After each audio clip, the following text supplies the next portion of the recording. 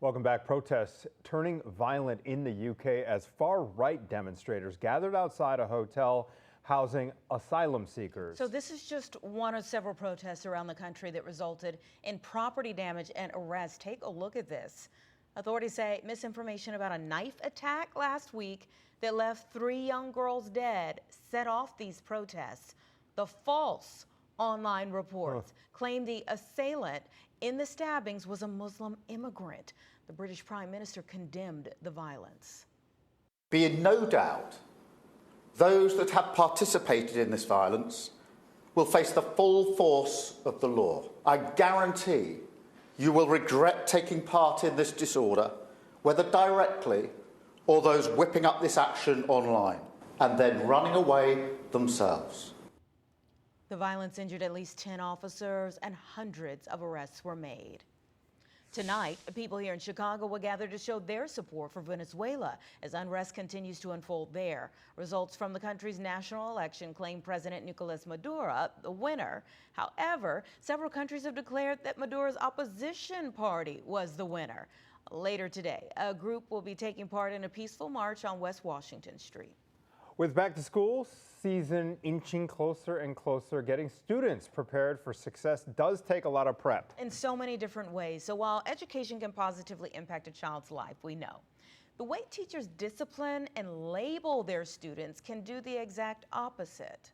Some researchers say it takes more than just having the right supplies to succeed. Dr. Abigail Novak of the University of Mississippi says damage can be done early depending on the way teachers label a child's behavior, and students who have developed a bad reputation can also become the target of more unbiased punishments at school. Dr. Novak shares this recommendation for districts nationwide.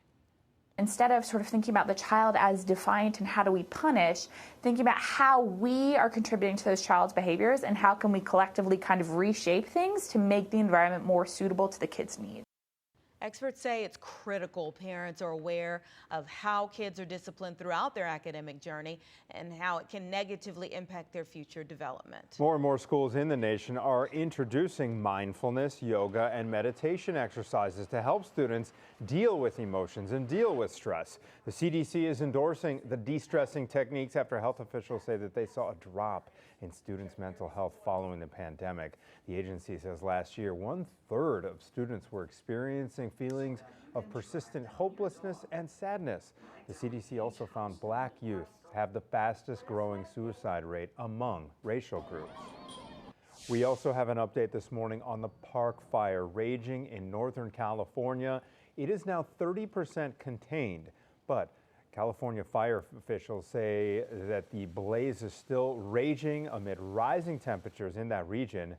The fire has already charred more than 400,000 acres across 4 different counties. It's destroyed more than 570 structures.